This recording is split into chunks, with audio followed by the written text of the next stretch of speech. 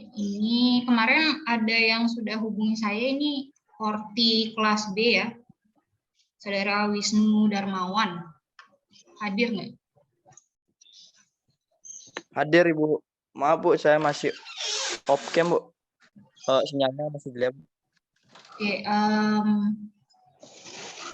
Oke, saya catat NIM-nya dulu 21707109. Kalau Horti kelas A siapa ya? Saya Ibu Muhammad Salvatori.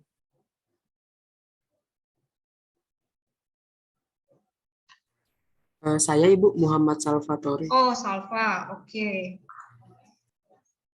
Salva 21150710. Oke. Oke, ini udah 10.08. Mungkin kita mulai dulu ya perkuliahan pada pagi hari ini. Ntar saya record dulu. Recording in progress. Ya, selamat datang di pertemuan pertama mata kuliah statistika ya. Saya buka perkuliahan hari ini dengan mengaturkan panganjal umat, Om Swastiastu. Selamat pagi semuanya ya. Mungkin pertama pemberitahuan terlebih dahulu ya.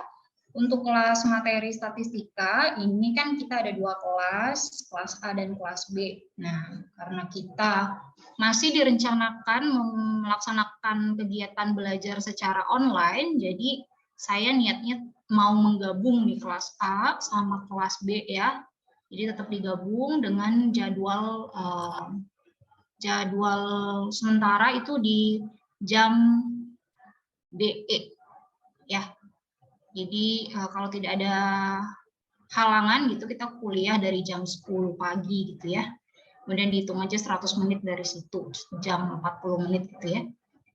Kira-kira ada masalah dengan jadwal ini nggak? Kalau ada coba raise hand aja.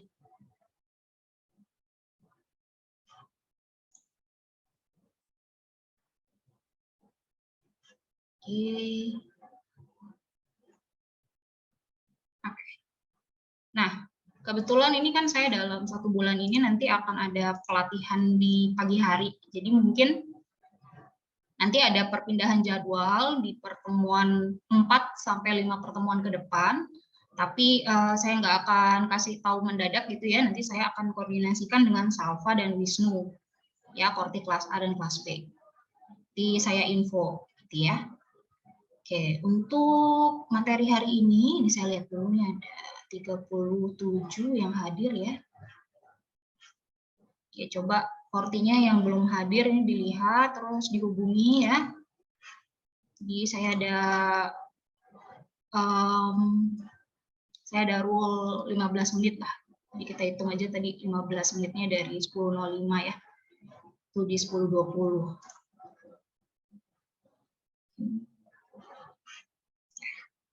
Saya share screen dulu.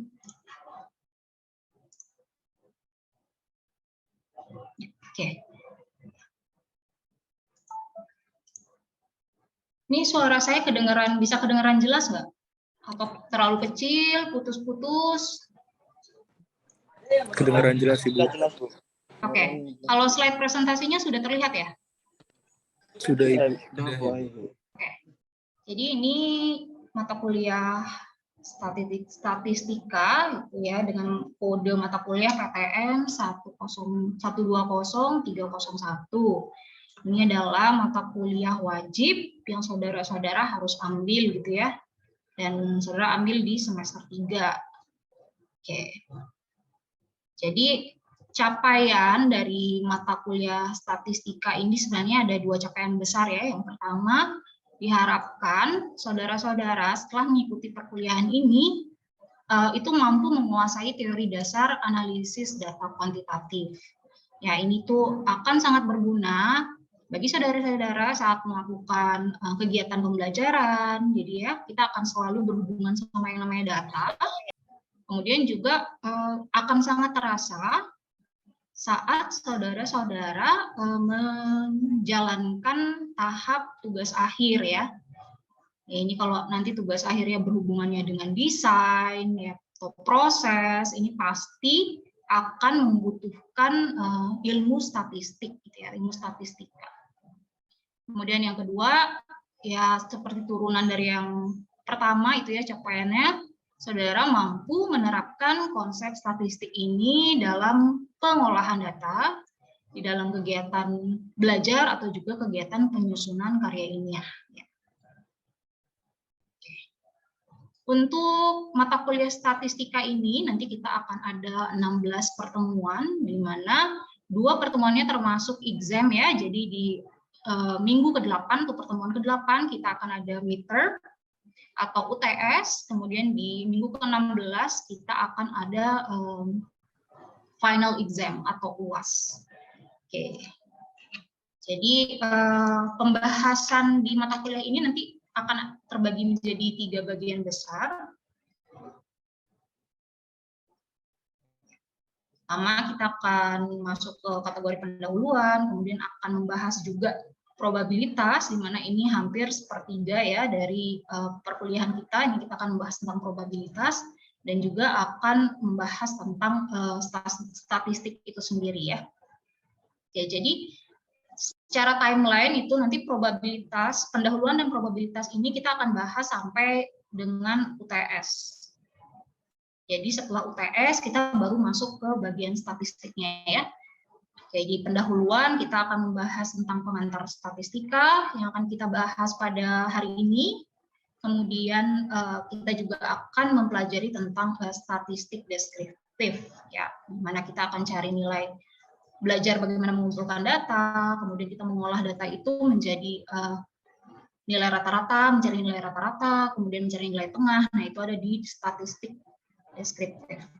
Kemudian untuk di probabilitas, kita akan mempelajari tentang teori probabilitas dan juga distribusi dalam teori peluang atau probabilitas. Kemudian dari sisi ilmu statistiknya kita akan belajar tentang sampling, dan kemudian juga ada estimasi, dan kita belajar secara lebih dalam tentang uji hipotesis ya. Ya, 3. Jadi kenapa statistik ini sangat erat hubungannya dengan probabilitas ya. Jadi kalau kita lihat tuh ada hubungannya. Jadi kalau saudara mengerti probabilitas ya, saudara akan mudah untuk memahami gitu ya ilmu-ilmu yang ada dalam statistik. Nah, tapi jika Anda tidak mengerti tentang probabilitas, ini Anda tidak akan bisa belajar tentang statistik ya. Jadi hubungannya seperti itu, jadi cukup jelas. Oke. Mungkin saya akan bahas sedikit tentang grading system ya. Jadi ini pretty standard, saya rasa ya. Jadi nanti ada attendance dan participant, itu saya nilai 10%. Attendance ya, kehadiran saudara-saudara ya. Itu kan seperti kontrak perkuliahan pada umumnya itu saudara maksimal tidak mengikuti perkuliahan sebanyak 3 kali. Ya, 3 kali absen. Oke. Kemudian kalau participants nanti saya rencana akan bikin sejenis discussion group ya. Cuman karena ini jumlah mahasiswanya lumayan, jadi saya pikirkan metode discussion group yang efektif gitu ya. Jadi ini akan berkontribusi pada nilai partisipan saudara. Kemudian nanti juga akan ada tugas atau homework ya. Nah, tugas ini rencananya kita akan banyak latihan soal, terutama di bagian probabilitas gitu ya. Kemudian sempat diskusi dengan Pak Kadek Prihendra juga. Nanti mungkin ada tugas besar gitu ya ketika kita sudah masuk ke dalam statistik, tapi itu masih kita rancang, jadi nanti akan kita informasikan bentuk tugas di setelah UTS yang seperti apa. Kemudian di 2 tes ini ya, UTS dan UAS itu masing-masing 35% dan 35%. Oke, kemudian untuk poin grading-nya itu bisa dilihat pada tabel di sebelah kanan ini. Ya, kita ada sistem A-, B+, gitu ya, B-, C+. Jadi ini lebih fleksibel lah untuk saudara-saudara dalam hal grading. Siapa yang angkat tangan tadi ya? Ada yang angkat tangan?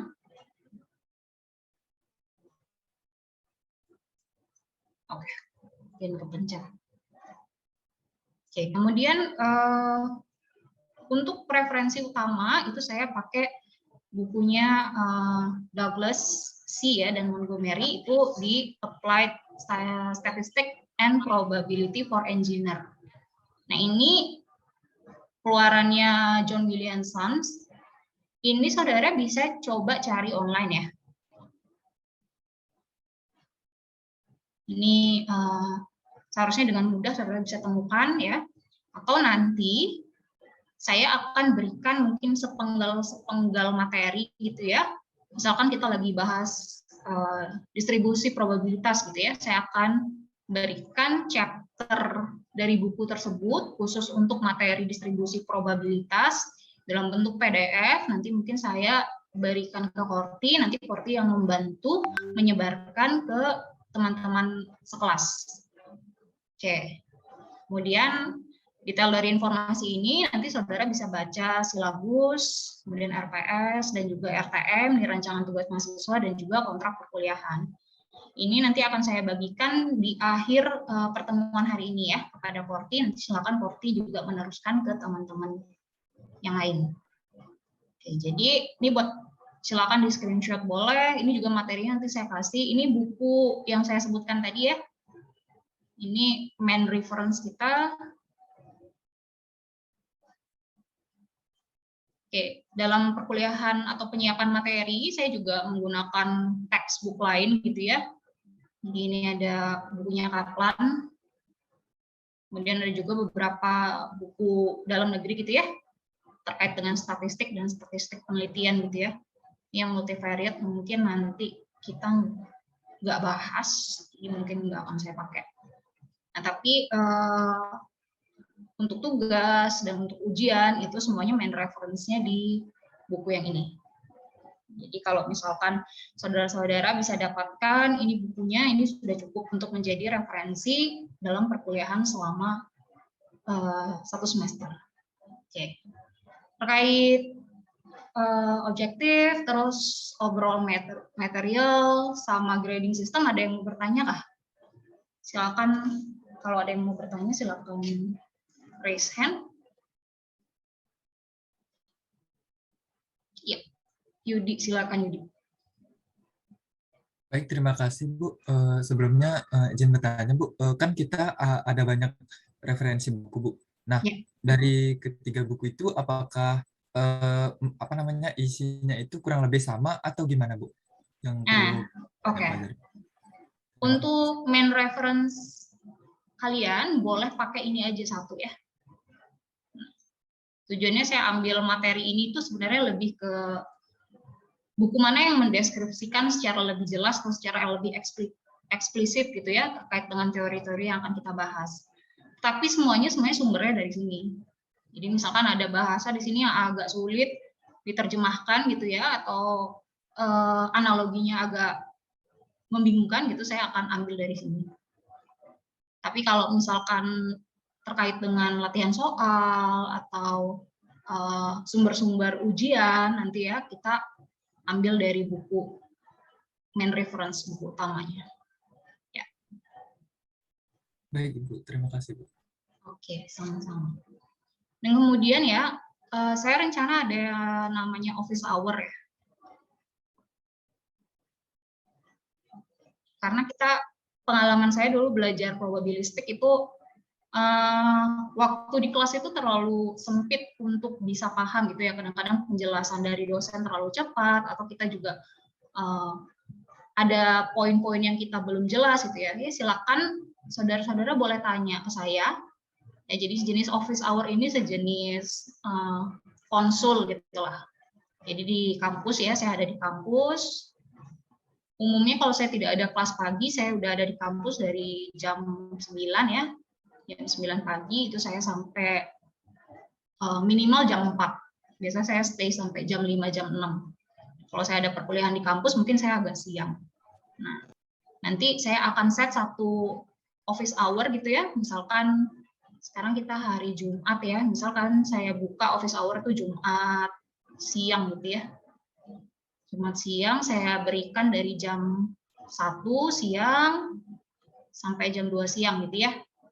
Jadi jika saudara-saudara ada pertanyaan, itu silakan datang pada saat office hour gitu ya. Ini tidak wajib hadir. Kalau memang ada pertanyaan dan ingin, misalkan nanti ada PR yang kurang jelas gitu ya, gimana penyelesaiannya gitu ya, itu boleh datang di office hour ya. Cuman saya cuma melayani office hour secara langsung nih di kampus ya. Oke. Saya rasa jelas.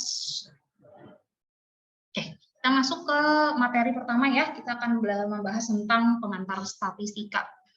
Ya, di pertemuan hari ini mungkin kita akan lebih banyak saya yang ngobrol nih dan menjelaskan tentang peran statistika dalam bidang teknik, kemudian jenis-jenis data, dan juga pengolahan data ya, seperti itu. Tapi kalau memang ada pertanyaan nanti di akhir sesi saya akan buka sesi tanya jawab, itu silakan saudara raise hand aja.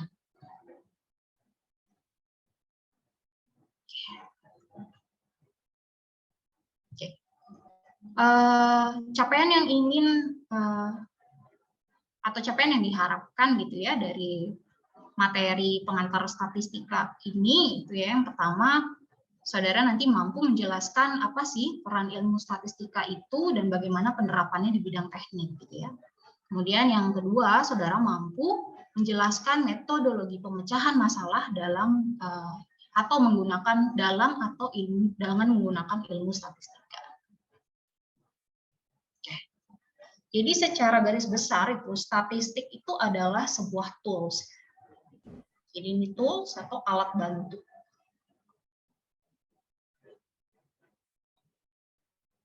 Di mana kita menggunakan statistika ini sebagai alat bantu, itu kita sebut dengan ilmu statistika. Ya.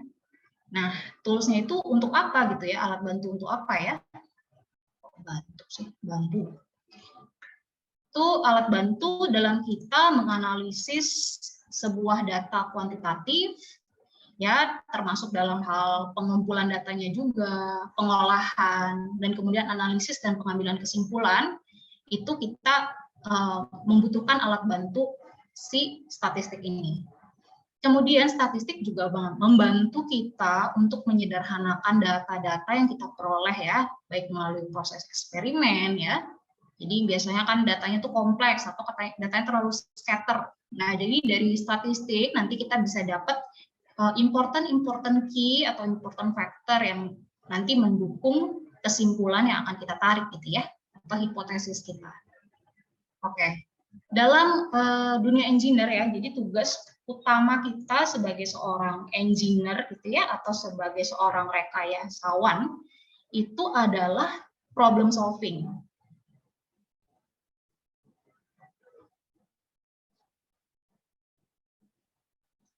Atau pemecahan masalah. Jadi di mana ada masalah dalam masyarakat atau dalam sebuah desain produk atau dalam sebuah proses, nah, masuk kita sebagai engineer mengajukan sebuah solusi gitu ya, atau sebuah pemecahan masalah.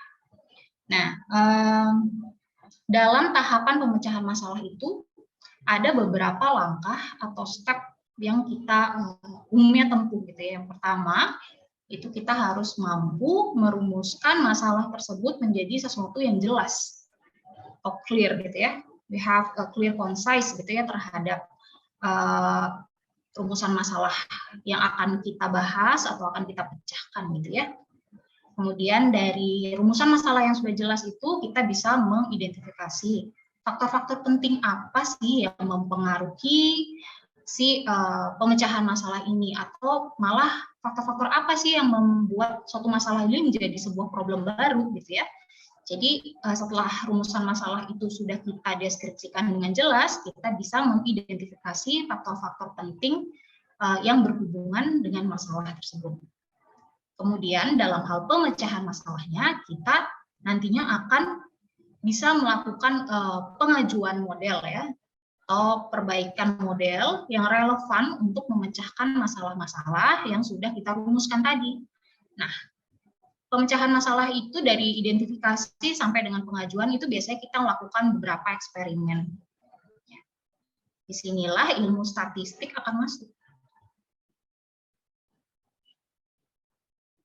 Umumnya itu jarang sekali dalam bidang engineering kita sekali eksperimen langsung terjawab. Nah, kadang-kadang ini dalam penyusunan atau kita dalam merumuskan sebuah model itu ya, model penyelesaian itu pasti ada iterasinya.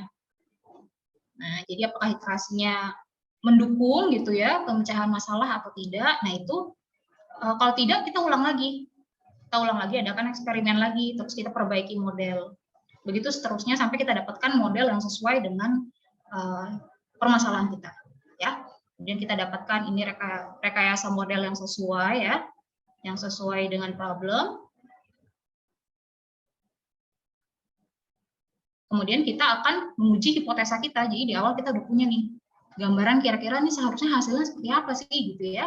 Nah, itu dari rekayasa model yang sudah terjadi, terbentuk, kita bisa mengkonfirmasi hasilnya. Nah, dari situ kita bisa melakukan penarikan kesimpulan ya, atau melakukan rekomendasi gitu ya terkait misalkan proses atau juga terhadap desain gitu ya.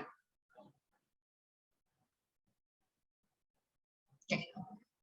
Jadi peran statistik dalam bidang teknik itu ya sangat besar ya. Seperti yang tadi saya sampaikan itu dalam pembuatan model pemecahan masalah itu statistik udah mulai masuk. Jadi statistik itu selalu berhubungan dengan yang namanya data. Ini saya sering temukan kesalahan ya. Jadi data itu adalah suatu kata jamak. Ya. Single atau root-nya itu adalah datum.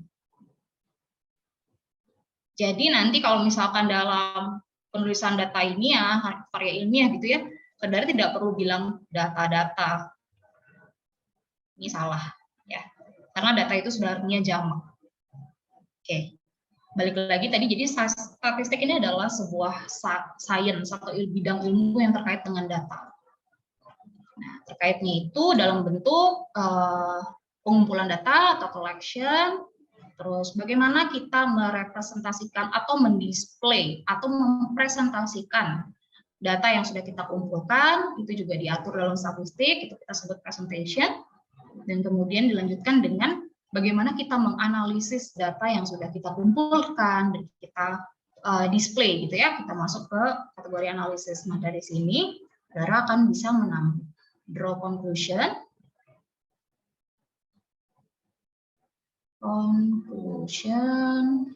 dan make decision.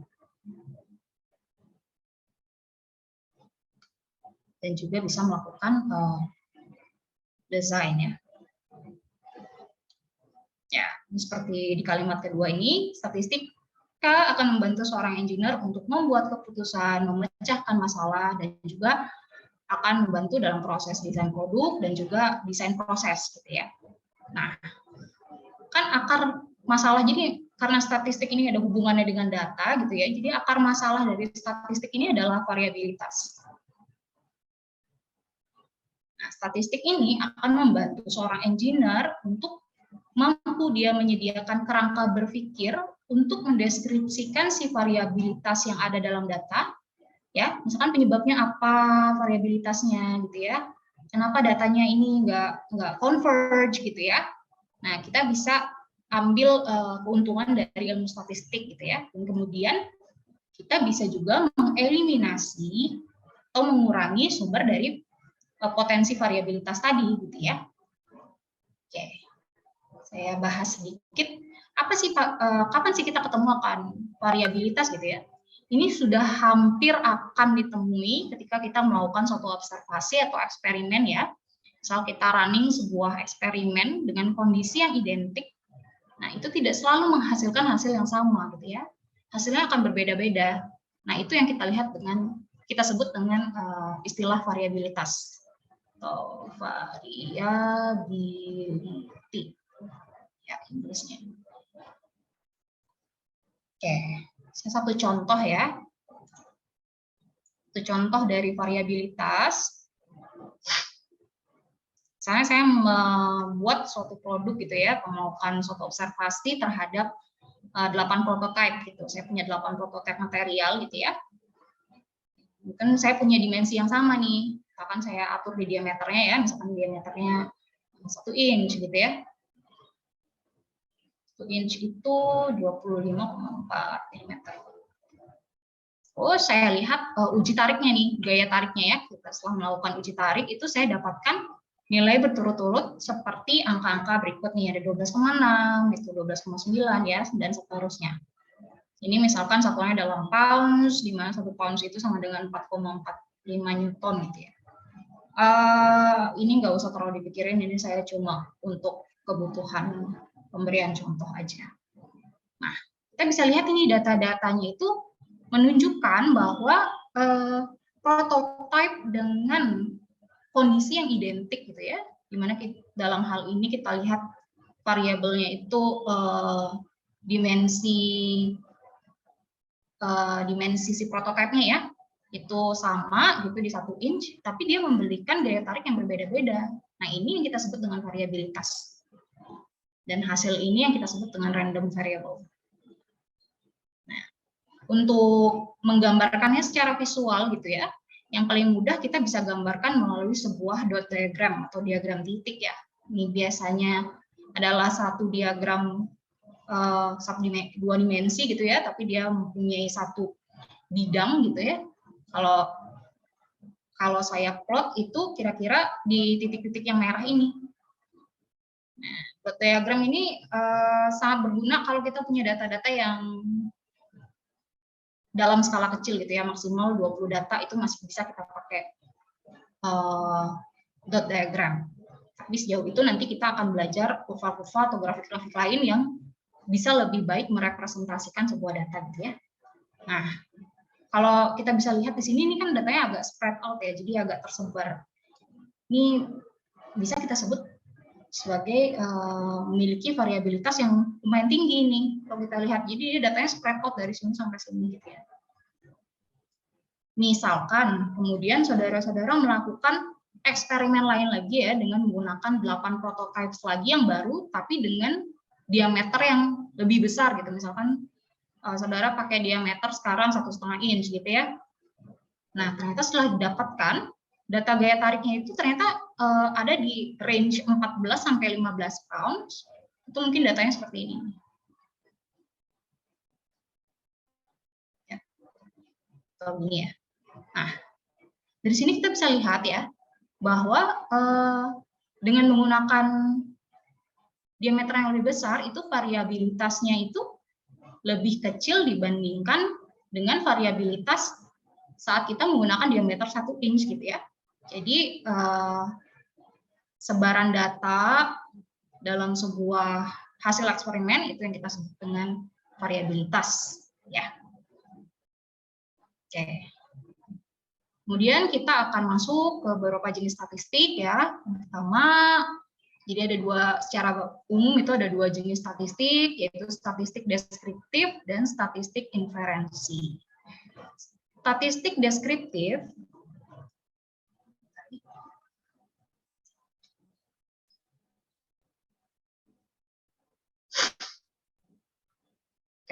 statistik deskriptif adalah statistik yang berhubungan dengan pengumpulan, pengolahan, ini bukan penyajian ya, ini penyajian. Pengumpulan, pengolahan, dan penyajian sebagian atau seluruh data untuk mendapatkan informasi mean, median, percentage, dan juga lain-lain ya. Ini kita akan belajar lebih dalam di pertemuan kedua ya, minggu depan, tanpa pengambilan kesimpulan. Jadi sifatnya itu lebih ke representasi data dan pengolahan data untuk merepresentasikan sebuah nilai gitu. Jadi kita belum menarik kesimpulan. Nah, itu statistik deskriptif. Kemudian jenis statistik yang kedua adalah statistik inferensi, di mana kita udah mengumpulkan, mengolah, dan menganalisis data yang dilanjutkan dengan interpretasi data tersebut dan penarikan kesimpulan. Ya. Oke, jadi perbedaan antara deskriptif dan inferensi ini ada pada kesimpulan ya. Kesimpulan atau conclusion. Ya, saya ulangi lagi. Jadi statistik deskriptif itu berhubungan dengan pengumpulan, pengolahan, dan penyajian data yang bisa sebagian atau seluruhnya untuk memberikan informasi terkait nilai rata-rata, nilai tengah, persentase, dan lain-lain ya, tanpa pengambilan kesimpulan.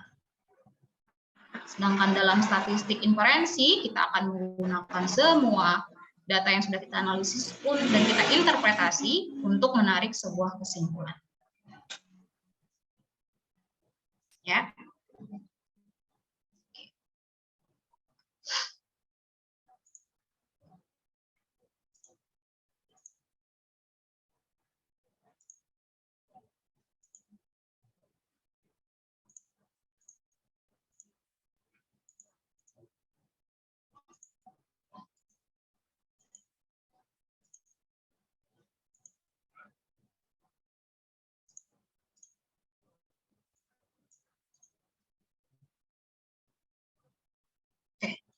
Kemudian kita masuk ke jenis data ya. Kita ada data kuantitatif dan ada data kualitatif.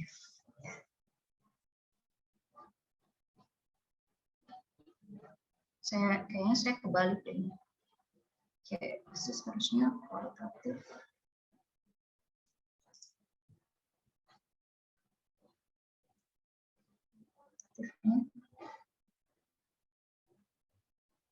Ini kuantitatif.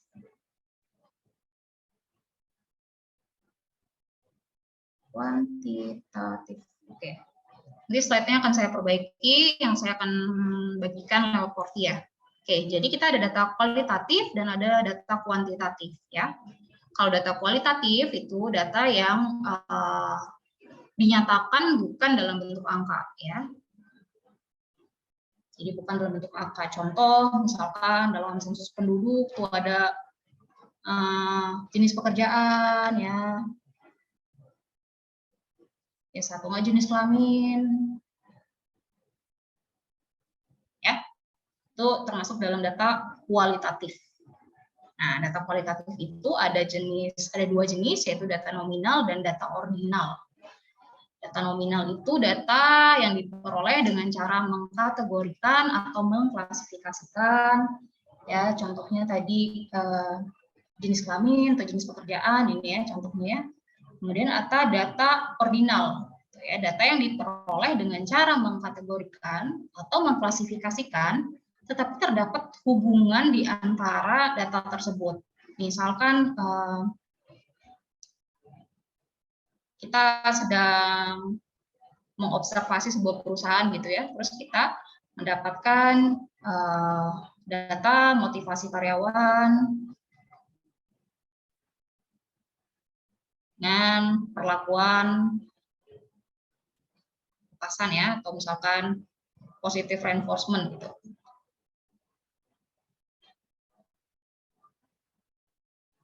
Misal kita mau lihat, ini kalau si atasan ini memperlakukan bawahannya ini dengan encouragement gitu ya, selalu mendukung perkembangan, itu gimana sih kaitannya dengan motivasi karyawan dalam bekerja? Nah, itu contohnya tuh data ordinal. Jadi di antara dua atau lebih data yang kita peroleh itu terdapat hubungan ya antara data tersebut. Kemudian masuk ke jenis berikutnya itu adalah data kuantitatif, di mana data-data ini dinyatakan dalam bentuk angka. Jadi ada data interval, ya, data yang diperoleh melalui pengukuran di mana jarak antara dua titik itu sudah diketahui. Misalkan ini interval tuh nanti kita ada cek temperatur ya, dalam Celsius, kemudian kita ada dalam Fahrenheit. Nah, ini termasuk data interval. Kemudian kalau data rasio, ini datanya yang diperoleh melalui pengukuran di mana jarak antara dua titik itu menilai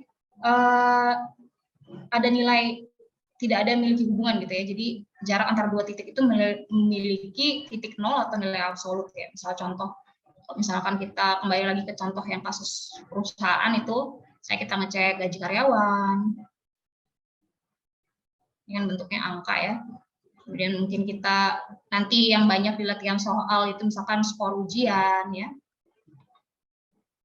Jumlah buku gitu ya. Ya, kayak gitu.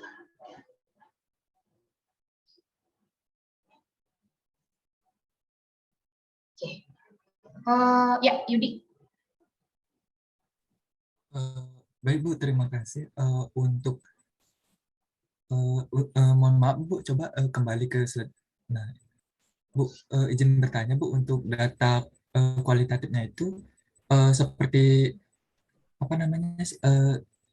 Untuk contohnya itu saya kurang mengerti Bu, karena Oke. Oke. Oke, pertama mungkin saya akan sampaikan ya. Jadi dalam statistik itu semua nanti data yang kita olah itu semua dalam data kuantitatif. Gitu ya. Nah, kalaupun nanti kita punya data kualitatif, kita harus ubah dulu ini bisa menjadi angka kuantitatif dulu, baru kita bisa gunakan statistik. Ya, mungkin itu dulu key-nya pertama. Terus balik lagi ke pertanyaan Yudi. Jadi data kualitatif itu data yang dinyatakan bukan dalam bentuk angka. Itu kan udah paham ya, kira-kira ya. Kemudian ada data nominal dan data ordinal. Nah, data nominal itu data yang diperoleh dengan cara, jadi dua-duanya ini ada klasifikasi dan ada kategorinya. Tapi perbedaannya kalau nominal itu tidak ada hubungan nih antara dua data, yang dua atau lebih data yang kita peroleh. Nah, kalau data ordinal itu bisa ada hubungan.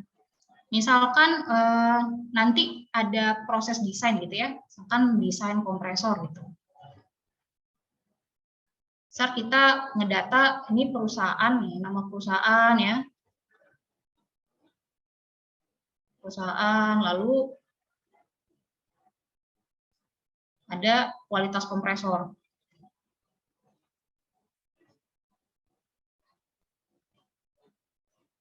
Sama nama material gitu ya. Penyusun kompresor.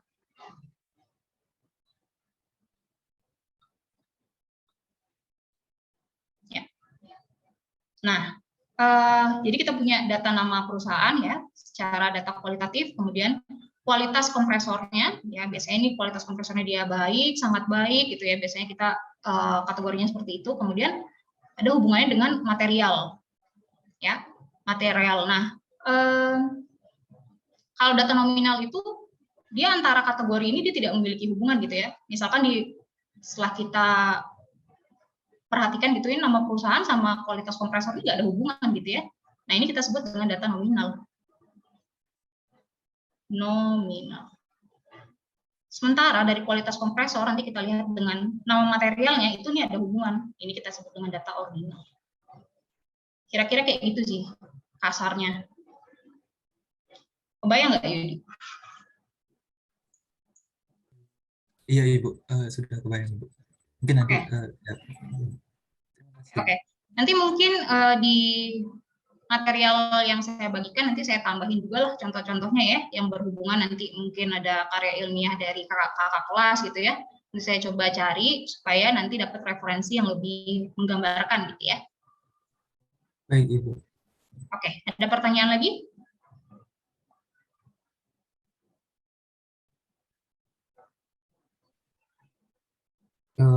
Untuk statistika yang deskriptif itu berarti seperti peluang ya Bu?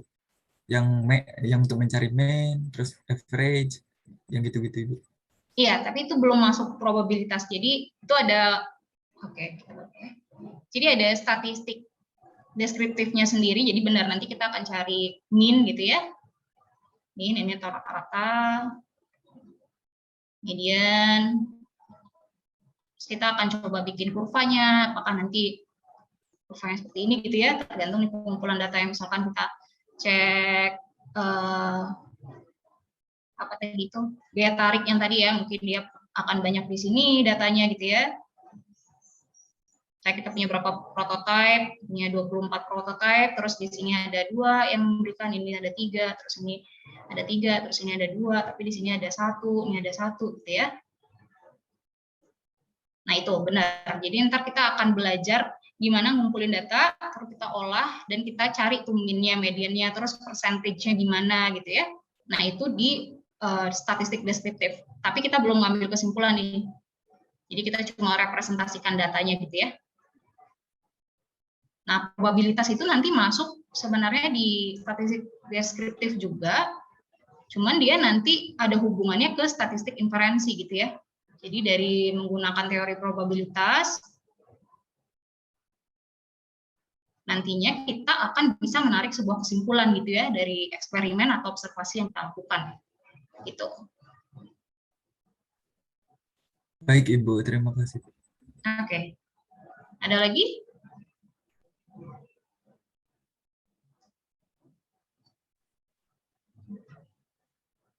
Oke.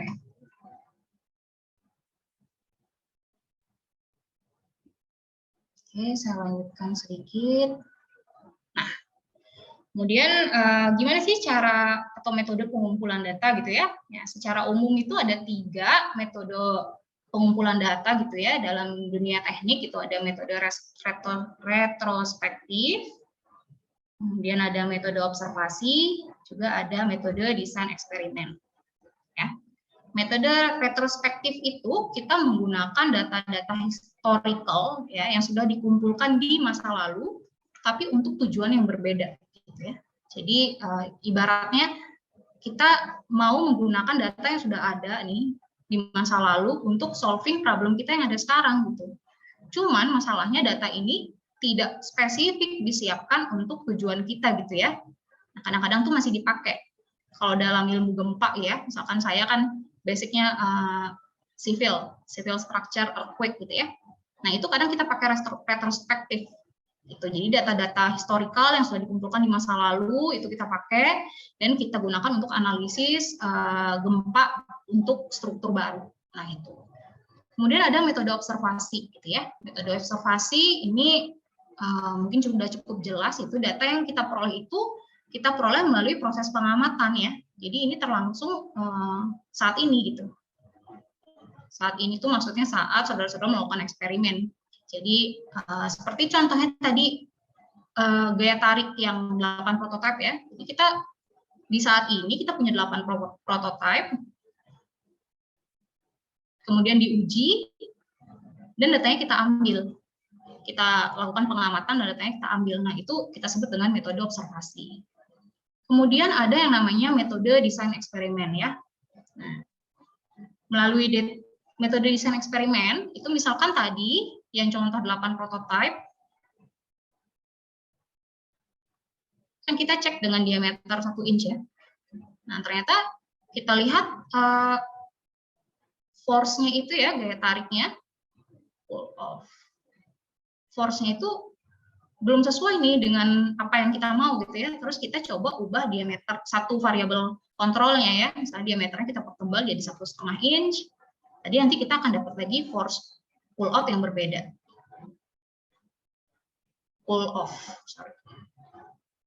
Nah, jadi melalui desain eksperimen ini datanya diperoleh dengan kita mengubah satu variabel kontrol dalam sebuah sistem atau dalam sebuah proses. Lalu kita bisa draw conclusion itu melihat relasi dari perubahan diameter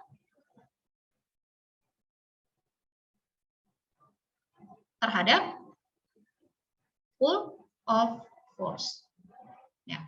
Jadi membedakan nih antara metode observasi dan metode desain eksperimen itu adanya perubahan variabel kontrol ini dan adanya nanti konklusi berupa relasi ya. Relasi atau korelasi. Nah, yang mana metode ketiga ini tidak akan kita bahas di course kita. Jadi nanti kita akan lebih ke metode yang nomor 2. Oke ya. Oke. Sebenarnya untuk pertemuan pengantar statistika, untuk pertemuan pertama ini aja sih materinya ya. paling nanti kita akan dive in gitu atau membahas lebih tajam itu ketika kita sudah spesifik pada satu materi. Seperti tadi misalkan statistik deskriptif ya, kita akan bahas minggu depan. Nanti juga pengertian lain yang lebih spesifik terkait statistik deskriptif itu ya. Misalkan nanti kita juga ada uji hipotesis, nah itu juga nanti ada istilah-istilah baru terkait parameter dan juga terkait variabel. Nah itu nanti kita akan bahas di topik itu. Jadi untuk pengantar statistika sebenarnya cuma sampai di sini, sampai di metode pengumpulan data. Nah sampai sekarang, sampai di titik ini ada yang mau bertanya?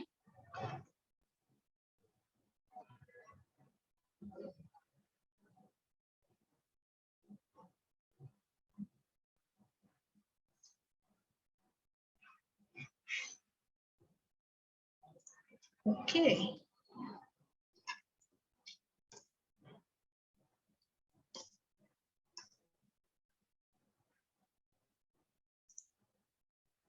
Oke, kalau nggak ada mungkin, saya ingin tahu gambaran saudara-saudara sekarang ya, secara domisili sedang di mana ya? Apa sudah di Singaraja atau masih di luar kota? Sebagian besar sudah ada di Singaraja, Bu. Dan ada juga yang masih di luar kota. Oke. Nanti ketika udah lewat UTS ya, ketika udah bahas materi statistiknya, sampling, terus uji hipotesis itu, kemungkinan kita akan ada pertemuan luring ya, kemungkinan. Jadi mungkin di plan aja itu ya, di setelah minggu ke-8 itu udah ada deket-deket kampus gitu ya, nanti kita koordinasikan.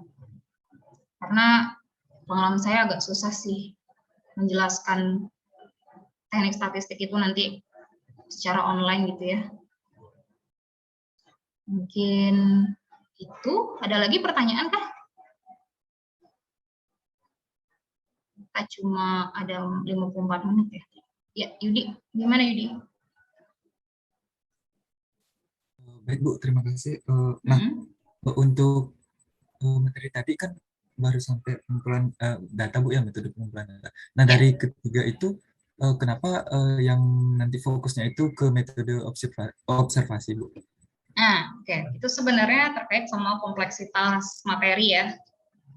Jadi kurikulum yang di cover di PTM itu tidak sampai sekompleks di desain eksperimen gitu. Ya kalau misalkan nanti kita ada waktu, misalnya nih materinya udah habis ya, nanti kita ada waktu, mungkin saya akan bahas sedikit aja.